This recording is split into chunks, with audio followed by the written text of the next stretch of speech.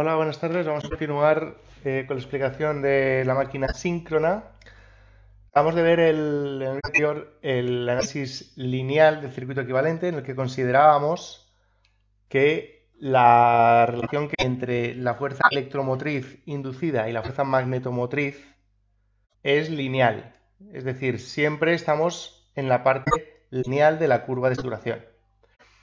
Pero esto no siempre es así, o no siempre va a ser. Entonces, cuando entramos en saturación, resulta que no es la relación entre F y E ya no es lineal. Entonces, digamos de alguna manera que un E sub 0, la relación de tamaño entre E sub 0 y la fuerza magnetomotriz de inductor será una, pero la relación que hay entre la fuerza electromotriz resultante y la fuerza magnetomotriz resultante no tiene por qué ser la misma, ¿vale? Porque al no ser lineal, una fuerza magnetomotriz te da una fuerza electromotriz, pero una fuerza magnetomotriz mayor no te da una fuerza electromotriz linealmente proporcional. ¿De acuerdo?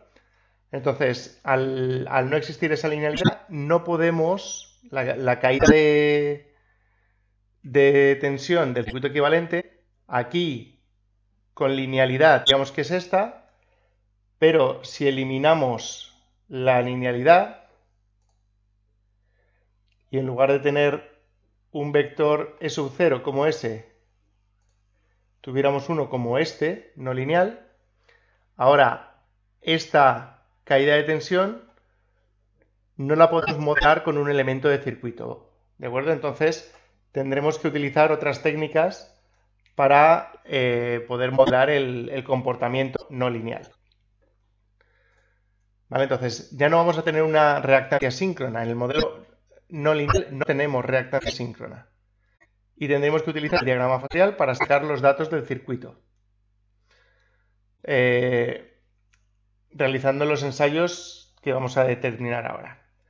Primero, como siempre, haremos ensayo de vacío. El ensayo de vacío nos va a relacionar la intensidad de excitación con la curva de tensión de vacío, la fuerza electromotriz de vacío.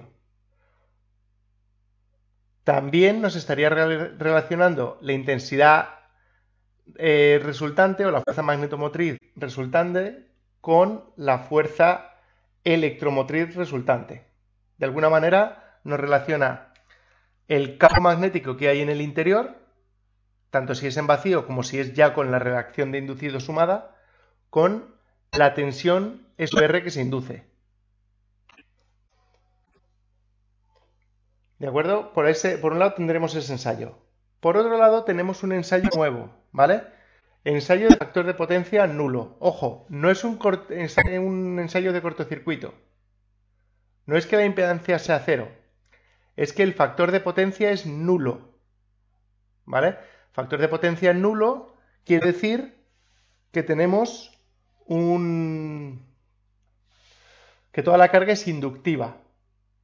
¿De acuerdo? Y lo que hacemos es, contamos con una carga variable inductiva, un banco de bobinas, y representaremos la tensión de salida, es decir, la tensión en bornes de esas bobinas, en función de la intensidad de excitación, siempre haciendo que la intensidad sea nominal. Es decir, ponemos unas bobinas y ponemos la intensidad de excitación necesaria para que por esas bobinas circule la intensidad nominal. Y eso nos daría un punto de la curva. Subimos la impedancia, subimos las bobinas, aumentamos la impedancia de las bobinas. Como baja la intensidad, subimos la intensidad de excitación. Y tenemos otro punto de la curva, hasta que trazamos estas dos curvas, la de vacío que ya conocemos y la curva de factor de potencia nulo. Lo normal es que nos den, un problema, por ejemplo, diferentes puntos de las curvas. ¿Ok? Bien, en el circuito equivalente, claro, ya no tenemos E sub 0, tenemos E sub R. Lo que sucede es que esa E sub R la tendremos que ir obteniendo de curvas. ¿De acuerdo? Lo que sucede en el ensayo de cortocircuito es que tenemos una reactancia variable, pero que siempre es reactancia, y entonces la intensidad va a tener un ángulo de 90 grados con la tensión. ¿De acuerdo? Como la intensidad tiene un ángulo de 90 grados con la tensión, E sub 0 y V están en el mismo eje. Entonces tendremos en el mismo eje I y FI, en el mismo eje E sub 0, E sub R y V, y en el mismo eje las fuerzas magnetomotrices. ¿Para qué nos sirve esto? Nos sirve para poder sumarlas escalarmente. ¿De acuerdo? Mientras nos movamos en la curva de factor de potencia nulo, las fuerzas magnetomotrices se podrán manejar como escalares. Entonces tenemos que como las tensiones y las fuerzas magnetomotrices están en fase, la suma fasorial se convierte en suma de módulos. Las fuerzas magnetomotrices las podremos expresar también en forma de intensidades de excitación. Tened en cuenta que la fuerza magnetomotriz siempre era N por I, número de espiras por intensidad de excitación o intensidad alegre. Entonces, utilizaremos indistintamente esa magnitud de fuerza magnetomotriz como la propia fuerza magnetomotriz o la intensidad. ¿De acuerdo? Habrá veces que nos den curvas que relacionan intensidad con tensión, y a veces, en lugar de la intensidad, nos darán la fuerza magnetomotriz. No es problema. ¿De acuerdo? Entonces, de la misma manera que decimos que escalarmente hablaremos de FR es igual a FE menos FI y son escalares porque están alineados, también tendremos que la intensidad resultante en amperios de inductor será la intensidad de excitación menos la intensidad del inducido en amperios del inductor. Ojo, esa I sub I no es la intensidad del inducido. Es la intensidad del inducido en amperios del inductor. Es decir, es la intensidad que necesitaríamos en el inductor para producir la misma reacción que produce la reacción del inducido. ¿Vale? Este tipo de conceptos nos quedará más claro cuando empecemos a hacer problemas. ¿De acuerdo? Una cosa más que quería ver antes de meternos en el procedimiento es qué elementos encontramos entonces en las curvas. ¿Vale?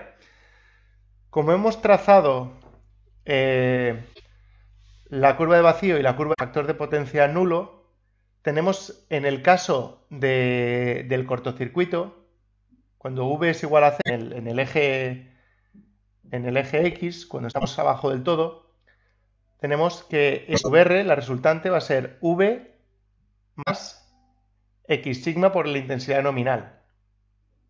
¿Vale? Como V es 0 porque estamos en cortocircuito, tenemos que E sub R es el nivel de E sub R es X sigma, tiene como aparece aquí en la gráfica. ¿De acuerdo? Para ese punto, con factor de potencia nulo, la intensidad que marca aquí como I sub E, el segmento OA, marcará la intensidad de excitación. ¿Vale? Es decir, cuando tenemos cortocircuito y esta intensidad de excitación, la tensión que tenemos resultante del inductor y del inducido será esta E sub R. Como esa E sub R es función de la intensidad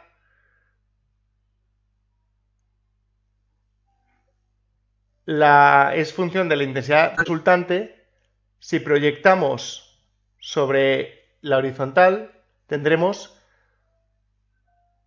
cuál es la intensidad resultante que produce esa E sub R. Y luego sabemos que esa intensidad I sub R es la suma de la excitación menos la reacción de inducido. Por lo tanto, encontramos aquí estos 3 puntos relevantes.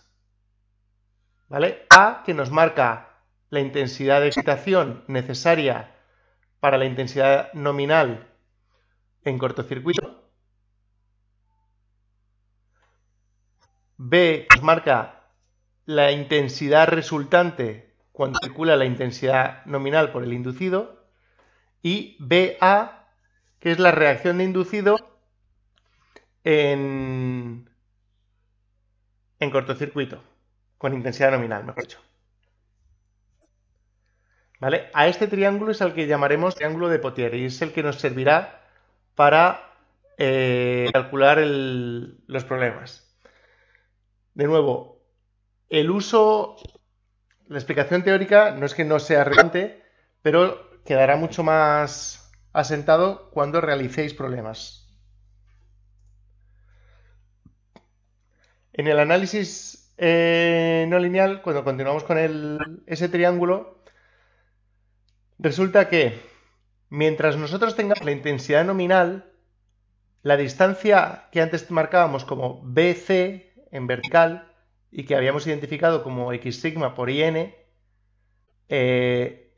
mientras la carga del generador siga siendo la intensidad nominal, la carga de tensión que produce la reacción seguirá siendo siempre la misma, porque tendremos la misma X sigma y tendremos la misma I nominal. Por lo tanto, da igual en qué punto nos movamos de la curva, la relación entre V y SVR será siempre la misma, será X sigma por IN. ¿De acuerdo?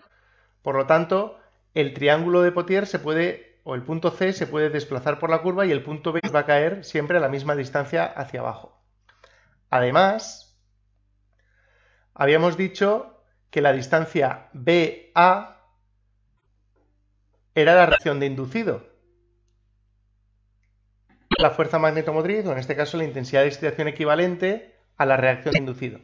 Bien, la reacción de inducido también depende de la intensidad que circula por el inducido. Por lo tanto, mientras tengamos la misma intensidad recorriendo el inducido que en la curva del ensayo, la distancia BA también la podremos desplazar por la curva.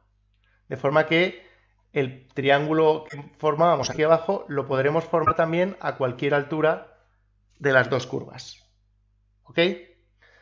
Bien, no quería hacer la explicación del circuito equivalente y el procedimiento de aplicación en el mismo vídeo para no hacer un vídeo demasiado largo, pero es verdad que aquí lo vamos a dejar aquí y se queda algo coja de explicación porque no hemos visto aplicación práctica. Bien, os recomiendo que una vez que hayáis visto esta explicación empecéis a revisar el procedimiento y veáis algún problema y después ya os pongáis a ver el vídeo del procedimiento que estará disponible en breve. ¿De acuerdo? Venga, pues hasta aquí el análisis no lineal. Un saludo y hasta la próxima.